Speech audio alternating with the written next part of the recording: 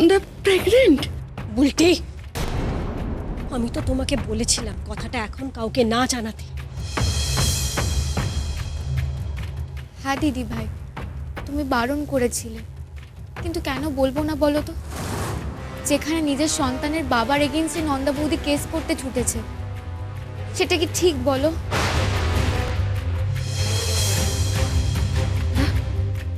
এটা সত্যি? তুমি প্রেগনেন্ট? মিসেস চ্যাটার্জি, অনেক হয়েছে, প্লিজ আপনারা যান তো এখান থেকে। আপনারা যদি এখান থেকে না যান তাহলে আমি লোক ডেকে আপনাদের বের করতে বাধ্য হব। পুলিশ ডাকবো, আমি বলবো আমাদের বাড়িতে আপনারা জোর করে ঢুকে এসেছেন। না মানে আমি আমি বলছিলাম যে আসতে পারি? প্লিজ আসুন। আপনারা এখানে? Any problem madam? I mean, ওনারা কি আপনাদের কোনো চাপ সৃষ্টি করছেন?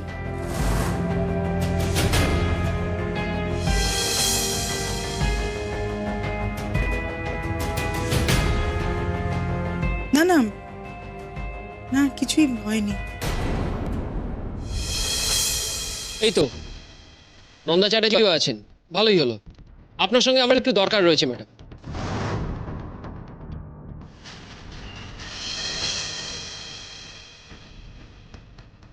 Excuse me.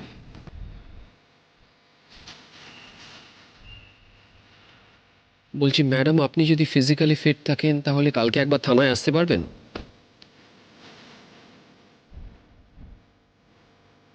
মানে আরো কিছু জিজ্ঞাসাবাদ করার ছিল, আর তার সাথে আপনার থানায় এলে এফআইআর কপিটাও আপনাকে দিয়ে দেবো।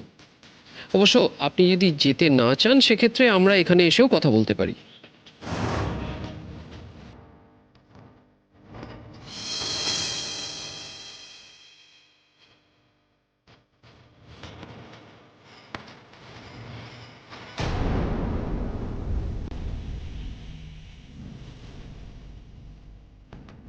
না, আমি পুলিশ স্টেশনে যাব। Thank you. নন্দার প্রেগনেন্সি বিক্রমের বাড়ির লোকজন জানতে পেরে গেল। আবার কোনো নতুন সমস্যা সৃষ্টি করবে না তো?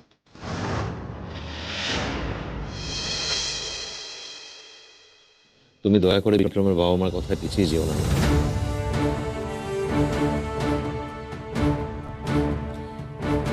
দেখো, সব ভুলে যাও, শুধু একটাই কথা মাথায় রেখো, ওরা কিন্তু এসেছিল তোমার কাছে নিজেদের স্বার্থে, নিজের সুবিধার্থে তোমার পায়ে পড়েছে। এক্স্যাক্টলি। নন্দা, এখন তোর চিন্তা শুধু তোর সন্তানকে ঘিরে হওয়া উচিত। তোর সন্তানকে তো এই পৃথিবীতে সুন্দর করে বাঁচতে দিতে হবে। এখন কিন্তু সেই দায়িত্ব তোমার, তুমি বাচ্চার না। তোমার সন্তানের কথা তোমাকেই ভাবতে হবে, কিন্তু তোমার একটা ভুল সিদ্ধান্ত তোমাকে আবার খারাপ দিকে নিয়ে যেতে পারে। তাই সব ভুলে গিয়ে তুমি নিজের বাচ্চার কথা চিন্তা করো। হ্যাঁ, এই তোমাকে যতই বোঝাবার চেষ্টা করুক না কেন, যতই ইমোশনাল ব্ল্যাকমেল করার চেষ্টা করুক, নিজের জায়গা থেকে তুমি কখনো সরে যাবে না। নন্দা, জামাই যা বলছে শোন, ও কিন্তু ঠিক কথাই বলছে। আর ওরা যে কতটা খারাপ মানুষ সেটা তো তোর থেকে ভালো কেউ জানে না নন্দা। ওরা তোকে শেষ করে দিয়েছিল, কিন্তু তোর পেটের সন্তানটাকে আর বিপদের মুখে ফেলিস না মা। বিপদ?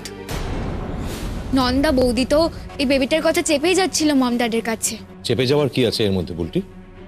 ওর যখন ইচ্ছে হতো তখন ঠিকই বলতো, আর তুমি বা বাড়িয়ে কথা বলতে যাচ্ছ কেন এটা? কেন বলবো না অনুভবদা, নন্দা বৌদি তো এই বেবিটাকে রাখতেই চাইছিল না। তোমরা বুঝতে পারছো না ও এই বেবিটাকে নিয়ে কি করতো? ও যদি কাউকে কিছু না জানিয়ে এই বেবিটাকে নষ্ট করে দিত, তখন কি হতো? সেটা কি ঠিক হতো বলো? এই বেবিটা তো ছোটদা ভাইয়েরও, ওরও তো অধিকার আছে সবকিছু জানার।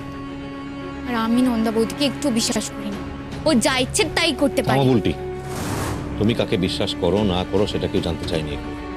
তোমার বাড়ির লোকজন নন্দার সঙ্গে অমানুষের মতো ব্যবহার করেছিল। অনুভবদা, তুমি আমার ফ্যামিলি কি বলছো?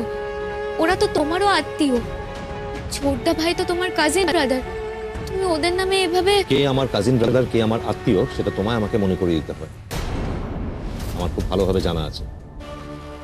আমি জানি কে আমার কতটা আত্মীয়, কে আমার কাজিন। আনফর্চুনেটলি তারা আমার ফ্যামিলি, তাদেরকে আমার ফ্যামিলি বলতে আমার ঘেন্না হয়।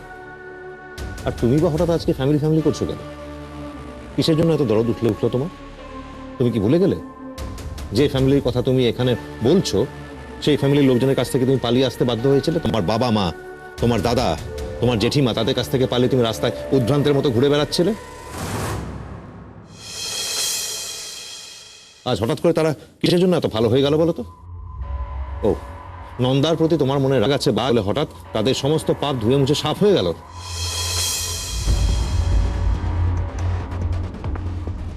আর তুমি বলো তো বলতো, নিজে একটা মেয়ে হয়ে অন্য একটা মেয়ের বিপদের সময় তুমি মুখ ঘুরিয়ে থাকতে পারলে? আর তুমি এটা কি করে ভুলে গেলে যে মানুষটাকে আজ তুমি দোষ দিচ্ছ, সেই মানুষটার ফ্যামিলি না থাকলে কিন্তু তুমি বেঁচে যেতে। তারা পাশে না দাঁড়ালে তোমাকে এই বাড়ি ছেড়ে আবার আগের বাড়িতে ফিরে যেতে হতো।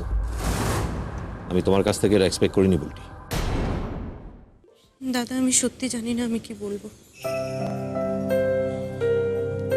আমাকে ক্ষমা করে দিও দাদা। আমি তোমার সাথে, দিদির সাথে অনেক অন্যায় করেছি।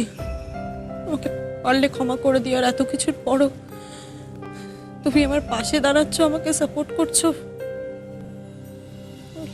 লজ্জায় কিছু বলার নেই। এরকম বলছো কেন?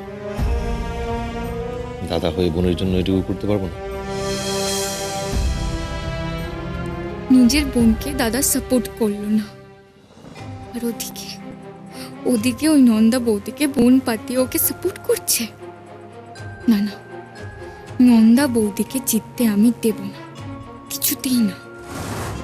নন্দা, এই যে তুমি আমাকে দাদা বলে ডাকলে, সেই দাদার অধিকার থেকেই বলছি, নিজেকে দুর্বল করে দিও না, হেরে যেও না।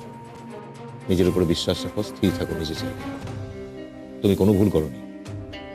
বিক্রমের গেস্টে কমপ্লেন করে তুমি কোনো ভুল করোনি। তুমি দোষীকে শাস্তি দিচ্ছ। ভুল তো তখন করছিলে যখন নিজে হেরে গিয়ে নিজেকে শেষ করার কথা ভাবছিলে। নন্দা, কি হলো বলতো তোর? কথা বলছিস না কেন? এত সবাই মিলে বোঝাচ্ছে, তুই কিছু বলছিস না কেন?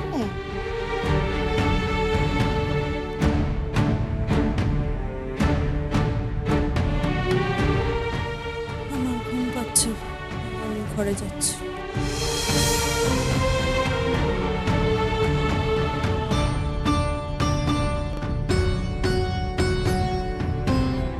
মেয়েটার মনে কি চলছে কিছুই তো বুঝতে পারছি না। মুখ ফুটে কিছু বলছেও না।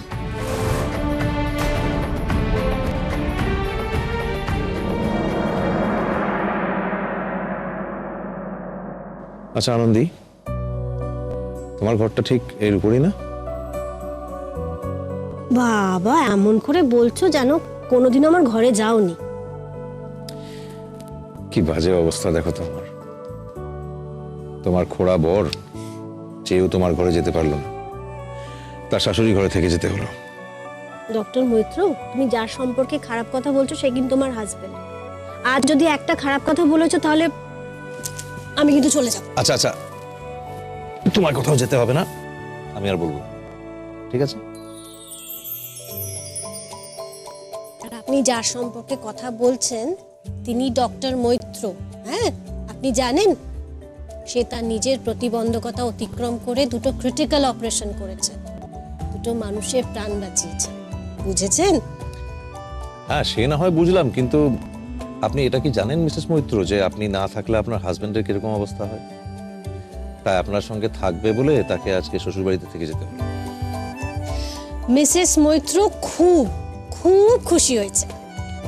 জোকসে পারো।